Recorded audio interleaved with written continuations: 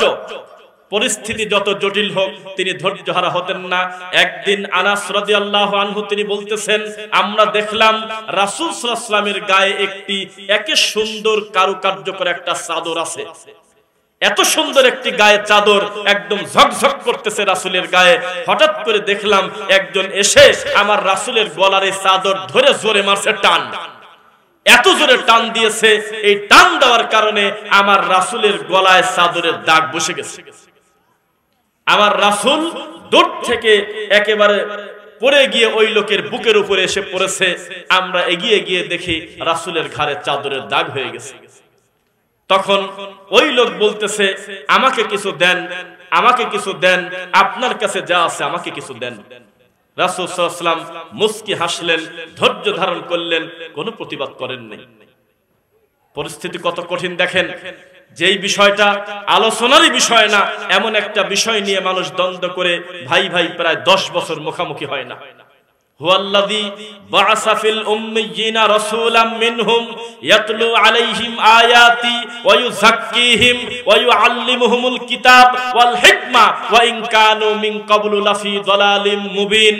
আল্লাহ তার রাসূলকে দুনিয়াতে প্রেরণ করেছেন কিতাব পড়ানোর জন্য, হাদিস পড়ানোর জন্য, ওহীর কথা প্রচার করার জন্য, প্রজ্ঞা শিক্ষা দেওয়ার জন্য। কত আদব শিক্ষা দিয়েছেন তিনি, এখন আমরা শিখতে পারলাম না। রাসূল সাল্লাল্লাহু আলাইহি ওয়াসাল্লামের আরেকটি সুন্দর চরিত্র ছিল, তার কাছে যখনই দুইটা অপশন ছিল, দুইটা, এর ভিতর থেকে আল্লাহর রাসূল যেটা সহজ সেটা গ্রহণ করতেন, কঠিনে যেতেন না। আল্লাহর রাসূল সেটাই পছন্দ করতেন, যদি ক্ষতিকর দুইটা জিনিস থাকতো তুলনামূলক যেটা কম ক্ষতি সেটা সিলেক্ট করতে হতো। গাড়ি নিয়ে যাচ্ছে, গাড়ি ভর্তি প্রায় যাত্রী, একজন বাচ্চা অথবা একটা লোক কানে শোনে না, একটা বৃদ্ধ মহিলা বা পুরুষ হুট করে গাড়ির ভিতরে চলে আসতেছে, যদি জাম করে ব্রেক করে দেয় তাহলে ওই একজনকে বাঁচাতে গিয়ে গাড়ির সমস্ত লোক মরে যাবে। ইসলামী শরিয়া মোতাবেক একজন মরে যাক, বাকি সবাই বাঁচুক। বড় ক্ষতি ঠেকাতে ছোট ক্ষতি বৈধ। পরিস্থিতি যদি এমন হয় তাহলে আপনি মনে রাখবেন আল্লাহ মানুষের প্রতি কোনোদিন জুলুম করে না। আত্মসমালোচনা আমাদের করতে হবে, 2 রাসূলের আদর্শ আমাদের গ্রহণ করতে হবে, ইনশাআল্লাহ আমরা সফল হব ইনশাআল্লাহ। আর সমালোচনা, আত্মসমালোচনা, আত্মনিয়ন্ত্রণ বলতে যেটা বোঝায়, আমার ধারণা, আল্লাহ ক্ষমা করুন, নিয়ন্ত্রণ তো আমাদের হতেই হবে।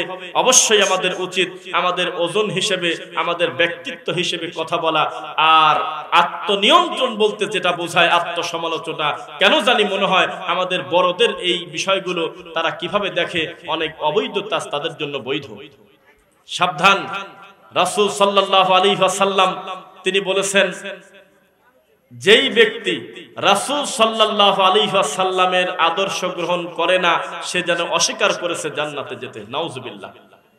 রাসূল সাল্লাল্লাহু আলাইহি ওয়াসাল্লামের আদর্শ চরিত্র ছাড়া যদি আমরা কোনো মডেল গ্রহণ করি, অন্য কোনো ভাবে যদি নিজেদেরকে কল্যাণের দিকে ধাবিত করতে চাই, এটা হবে না। একটি কথা লাস্টে বলি, শোনেন। সবকিছুর মূলে কিন্তু অহংকার। কি বলছি বলেন? সবকিছুর মূলে কিন্তু অহংকার আর হক গ্রহণ না করা। প্রথমেই অন্যায় শুরু করেছিল আসমানে উপরে, সেটা হলো ইবলিস। আর নিচে শুরু করছে আদম নবীর একটা ছেলে, তার নাম ছিল হাবিল। কাবিল তার নিজের আপন ছোট ভাই কাবিলের প্রতি সে জুলুম করেছে, হত্যা পর্যন্ত করে দিয়েছে। তাহলে উপরে শয়তানি শুরু করেছে ইবলিস, আর নিচে মানুষ হত্যা শুরু করেছে আদম নবীর ছেলে।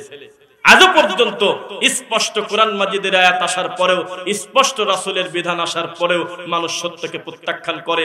তাদের ব্যাপারে আল্লাহ বলেছেন, এই আয়াতটা বলে শেষ করি।